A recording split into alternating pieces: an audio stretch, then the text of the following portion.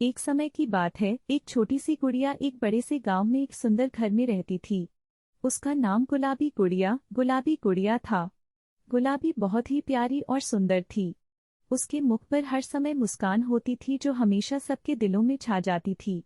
गुलाबी गुड़िया जिस बच्ची के पास थी उसका नाम मीना था। मीना बहुत ही समझदार और दिलखुश लड़की थी जो अपनी गुलाबी गुड़िया से बहुत प्यार करती थी।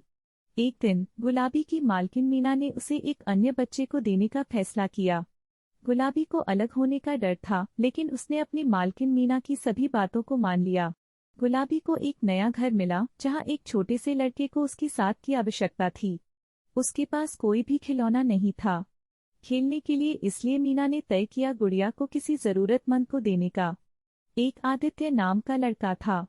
वह एक गरीब परिवार से था और उसके पास कुछ भी नहीं था सिवाय अपने सपनों के। उसके पास कोई खिलौना नहीं था। मीना ने देखा कि आदित्य के पास कोई खिलौना नहीं है। उसने सोचा मुझे अपनी गुलाबी गुड़िया आदित्य को दे देनी चाहिए। इससे उसे बहुत खुशी मिलेगी।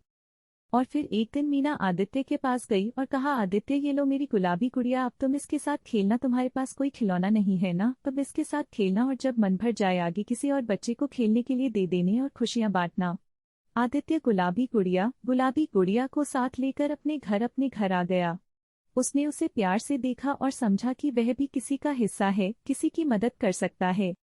धीरे धीरे गुलाबी और आदित्य के बीच एक गहरा बंधन बन गया।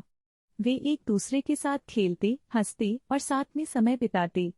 गुलाबी ने आदित्य को जीवन के महत्वपूर्ण सीख और मूल्यों के बारे में सिखाया। आदित्य ने सोचा मैं बड़ा होकर बहुत सारी गुड़िया बनूंगा और बच्चों के बीच खुशियां बांटूंगा।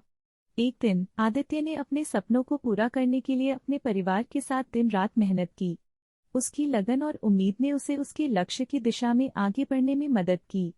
बड़ा होकर आदित्य ने गुड़िया बनाने वाली एक बड़ी कंपनी खोली जहां तरह तरह की गुड़िया बनाई जाती थी। गुलाबी ने देखा कि उसके छोटे साथी ने अपने कठिन परिश्रम से अपने सपनों को पूरा किया। उसने सीखा कि किसी भी चुनौती का सामना करके हम अपने लक्ष्य को हासिल कर सकते हैं। आदित्य की कंपनी की वजह से वहां के लोगों को बहुत रोजगार मिला और सभी की गरीबी भी दूर हो गई। अब वह कि सभी लोग खुश थे, बड़े भी छोटे भी। बड़ों को रोजगार मिला और छोटों को खेलने के लिए खिलौने।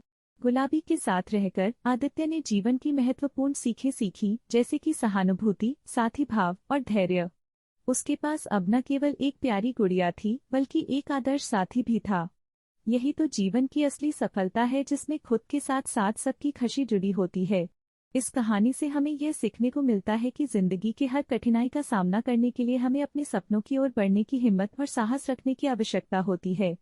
हमें दूसरों का साथ देने और प्रेम करने की क्षमता रखनी चाहिए, क्योंकि एक साथ मिलकर हम अपने लक्ष्यों को हासिल कर सकते हैं और साथ ही एक बेहतर और संवेदनशील समाज की ओर अग्रसर हो सकते हैं।